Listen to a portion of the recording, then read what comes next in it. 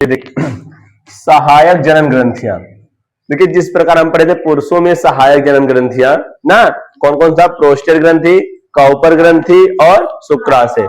तो उसी प्रकार इसमें भी ये दो सहायक ग्रंथि है। किसमें? मादा में। पहला कौन है? बार्थोलिन ग्रंथियां, दूसरा है स्तन ग्रंथियां। ठीक है, ये जो बार्थोलिन ग्रंथियां होती है ये पुरुष के काउपर ग्रंथि के समान होती है। किसके? काउपर ग्रंथि के समान होती है। आपको यही हमेशा याद रखना, कौन किसके समान है, दोनों में कंपेरिजन करके चलना है। अब इसमें कि कौन सी ग्रंथि पुरुष में और कौन सी ग्रंथि मादा में समानता रखते हैं।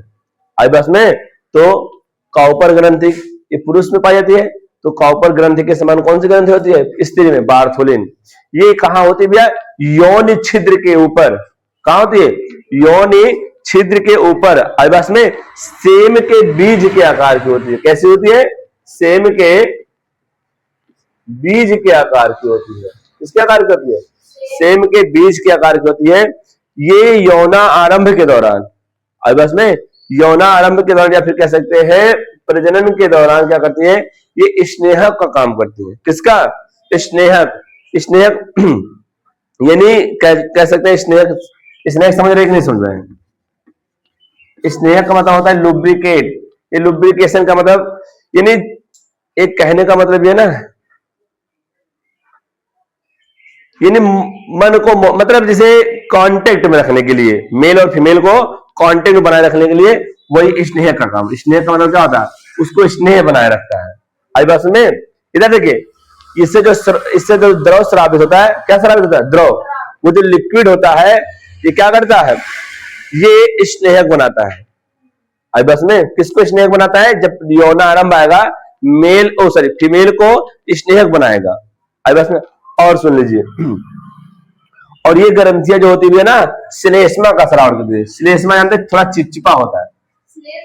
श्लेष ना डालो ना, चाहे यहां डालो।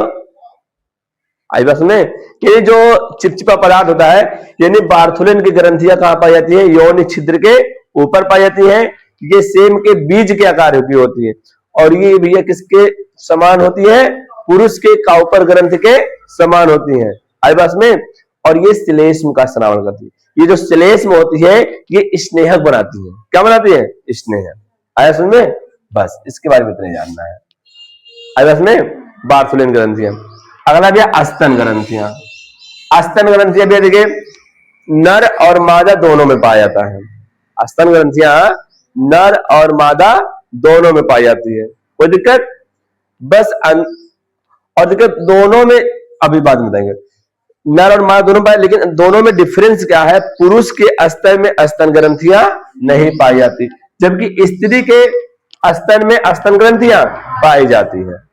आई बस में पुरुष के स्तन में स्तन ग्रंथियां नहीं पाई जाती है, जबकि स्त्री के स्तन में स्तन ग्रंथियां पाई जाती है। अब वही जो स्तन ग्रंथियां हैं वही दुग्ध का क्या करती हैं? श्रावण करती है। आई बस में दूध का श्रावण कौन करती है? दुग्ध ग्रंथियां। आइए कुछ हम इस प्रकार फिगर देखें। देखिए यह स्तन है। क्या भैया? स्तन। देखिए स्तन के या कह सकते चुचूक के चारों ओर, जो चारों ओर भाग है ना फूला हुआ, ये क्या होता है भैया? ये वसा के जमाव के कारण, किसके जमाव का? वसा के जमाव का जो स्तन होती है फूल जाती है, फूल कर फैल जाती है। आई बस में फैल जाती है। और इसके फूले हुए चारों तरफ यानी चुचूक के चारों, ये देखिए क्या है? इसी को निप्पल बोलते हैं। छिद्र के छिद्र है, इसे निप्पल बोलते हैं या चुचूक कहिए। ये क्या? इसके चारों ओर वाला भाग क्या कहलाता भैया? क्या कहलाता? स्तन परिवेश कहलाता है। देखिए इसमें लिखा है ना, लेकिन देखिए हम लिखे स्तन परिवेश, यानी ये सब एरिया क्या है? ये जो देख रहे हैं ना, ये सब एरिया क्या है? स्तन परिवेश है। आया समझ में?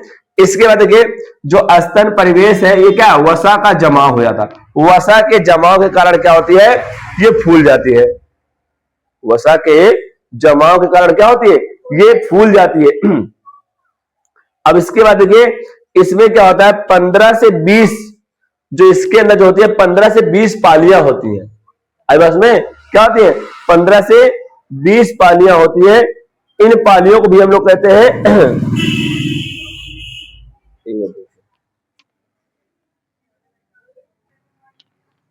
ये देखिए ये स्तन परिवेश समझाया। चुचुक के चारों ओर जो भाग, फूला हुआ भाग है ना, इसे क्या कहते हैं भैया? अस्तन परिवेश कहते हैं। ये अस्तन परिवेश किसके कारण फूल जाता है भैया? वसा के जमाव के कारण। किसके कारण? वसा के जमाव के कारण फूल जाती है। अब सुनिए, इसमें क्या होती है? 15 से 20 क्या होती है भैया? देखिए, ये जो 15 से 20 है भैया ना, ये क्या होता है? शराबी उतक का बना होता है, गर्म शराबी उतक होती है, जिन्हें हम लोग क्या कहते हैं? कूपिका कहते हैं। क्या कहते हैं? कूपिका। यानी जो अस्तन परिवेश है, ये वसा के जमाव कारण फूल जाती है। और इसमें क्या होती है? 15 से 20 क्या होती है? और उतक शराबी होती है। जो कूपिका होती है, क्या होता है? उतक शराबी का बना होता है। अब इसमें ये 15 से 20 क्या होती है? कूपिका होती है। और ये छोटी छोटी पालियों में क्या होती है? बटी होती है। अब इसमें ये कूपिका क्या होती है? छोटी छोटी पालियों में बटी होती है। और इन छोटी छोटी पालियों को हम लोग क्या कह देते हैं? दुग्ध वाहिनी कह देते हैं। अब इसमें, और ये दुग्ध वाहिनी आगे आके निपल चुचुक के बाहर खुलती है। अब इसमें, अब सुनिए होता क्या है? होता क्या है? देखिए, इसमें 2 हार्मोन होते हैं दुग्ध के स्रावण के लिए। 2 हार्मोन। जब बच्चा मां के गर्भ से जन्म लेता है, उसी दौरान, उससे पहले दूध का स्रावण नहीं होगी। उस समय क्या होता है भैया? जब गर्भ से बच्चा जन्म लेगा ना, उस दौरान क्या होता है? मां अपने बच्चे को स्तन से लगाती है। अभी बात है, जब स्तन से लगाती है तो मां और बेटे के बीच में इतना ज्यादा कॉन्टेक्टली होता है। देखिए, बच्चा अपने मां को ही पहचानता है। पापा को तो रोने लगेगा ना, तो पापा को दे दो। ये सब कौन से हार्मोन का होता है? फेरोमोन्स हार्मोन का होता है, जो बच्चा पहचानता है ना अपने मदर को। चींटियों में देख लीजिए, चींटियां एक लंबी कतार में चलती है। मुर्गी के देख लीजिए, चिड़िया। बत्तख देखे ना, बत्तख, उनके बच्चे पीछे पीछे लगे रहते हैं माँ के। वो हार्मोन छोड़ती है, वो बच्चा वही हार्मोन को सेंस करता है। आई बस में अपनी माँ को पहचान लेता है। आई बस में नहीं आई। कुत्ते देख लीजिए, पिल्ले लेते हैं ना गांव में। चलिए, तो यहां पे भी 2 हार्मोन निकलता है जब मां अपने बच्चे को स्तन से लगाती है। एक निकलता है प्रोलैक्टिन हार्मोन। कौन सा? प्रोलैक्टिन। और एक होता है भैया ऑक्सीटोसिन। 2 हार्मोन है। कौन कौन से भैया? Prolactin hormone. कौन सा हार्मोन? Prolactin hormone. और एक क्या है? Oxytocin hormone. देखे होंगे आप लोग, ऑक्सीटोसिन का इंजेक्शन लगाते हैं। किसको? भैंस को। जब थनैली हो जाती है, भैंस को तक नहीं थनैली होती ना, देखिए तब उस समय दुग्ध में, देखिए पहले समझिए तब उसको बताते हैं। प्रोलैक्टिन क्या है? दुग्ध का स्राव, दुग्ध का उत्पादन कराएगा। P for prolactin, P for production. यानी दुग्ध का उत्पादन करने के लिए, यानी दूध बनाने के लिए कौन सा हार्मोन चाहिए?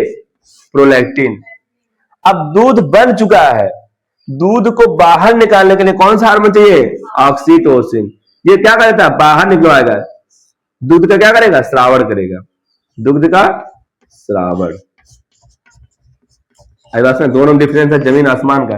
बंद तो गया है स्तन में, स्तन ग्रंथियां ने क्या किया? दूध का निर्माण कर दिया।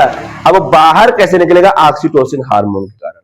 अब ऐसे, और ये दोनों हार्मोन जब बच्चा जन्म लेगा, प्रसव के बाद ही मां के स्तनों से ये हार्मोन स्रावित होंगे। अब मां के स्तन से, ये तो स्तन से, ये मां के जिसे पता है ना, वो हाइपोथैलेमस होता है, फिर पिट्यूटरी ग्रंथि, सब ये सब हार्मोन निकालेंगे। अब लेकिन जब बच्चा होगा तभी।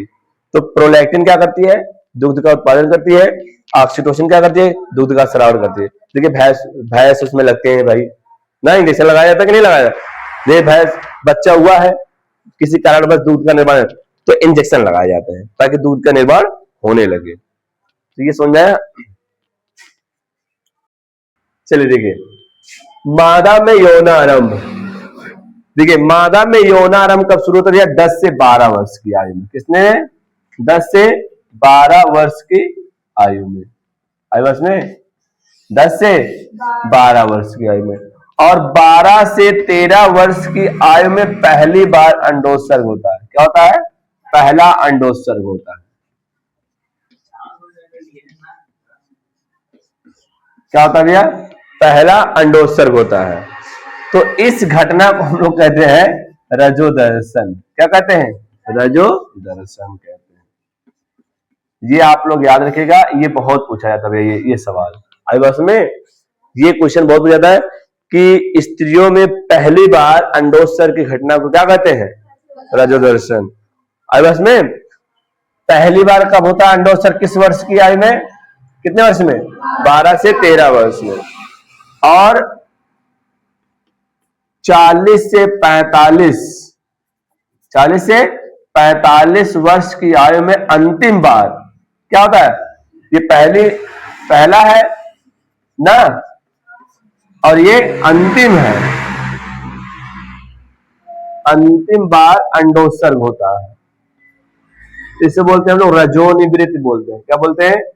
रजोनिवृत्ति कहते हैं। क्या कहते हैं? रजोनिवृत्ति। यानी इसको इंग्लिश में बोलेंगे ना, इसको इंग्लिश में मीनार्की बोलते हैं। क्या बोलते हैं? मीनार्की। इसको बोलेंगे रजोनिवृत्ति को बोलेंगे मीनोपॉज। क्या बोलेंगे? मीनोपॉज। पॉज मीन्स रुकना होता ना, पॉज मीन्स क्या होता है? रोक देना ना। तो ये मीनोपॉज, मीनो मतलब मीनार्की, पॉज मतलब रुकना। यानी जब अंडोत्सर्ग की प्रक्रिया एकदम रुक जाएगी तो उसे क्या बोल देंगे? रजोनिवृत्ति कहेंगे। और ये कब होता है? 40 से 45 वर्ष। ठीक है, सब में अलग अलग होता है, किसी में 41 होगा, 42 होगा, 45 के बाद स्टॉप। अब उसमें इतना समझाया। यौनारंभ क्या होता है भैया? मैं आपको बताता हूं। जनन, नर जनन में जब कोई प्राणी जनन करने योग्य हो जाता है तो उसे क्या कहते हैं? यौना आरंभ कहते हैं। अब उसमें जब कोई प्राणी क्या हो जाए? जनन करने योग्य हो जाता है तो उसे क्या कहते हैं? यौना आरंभ कहते हैं। और यह मादा में कितना होता है? 10 से 12 वर्ष की आयु में होती है। और 12 से 13 वर्ष की आयु में पहली बार क्या होता है भैया? अंडोत्सर्ग की प्रक्रिया होती है। और इस प्रक्रिया को हम लोग क्या कहते हैं? रजो दर्शन कहते हैं। और सुनिए, 40 से 45 वर्ष की आयु में क्या होती है? अंतिम बार वो अंडोत्सर्ग होता है। और जब अंतिम बार को हम लोग क्या कहते हैं? रजोनिवृत्ति कहते हैं। आया सुनने? चलिए अगले दिन भैया, स्त्री के द्वितीयक लैंगिक लक्षण। किसके? स्त्री के द्वितीयक लैंगिक लक्षण। चलिए लक्षण क्या भैया? इसके लक्षण निम्न है। देखिए पहले तो क्या होता है भैया? स्त्रियों की आवाज पतली हो जाती है, यानी कह सकते हैं मधुर होती है। स्त्रियों की आवाज क्या होती है? मधुर होती है। क्या होती है? आवाज क्या होती है? मधुर होती है। आप देख सकते हैं आपके स्कूल में एक है, आवाज मधुर। एरा काट दो, उसी का नाम आ जाएगा ना। अगला देखिए, और क्या दिया भैया? बाह्य जननांगों और स्तनों का विकास। यानी कह सकते हैं ना भैया कि द्वितीयक लैंगिक, जब द्वितीयक लैंगिक लक्षण होता है उस समय क्या होता है? बाह्य जननांग। क्या?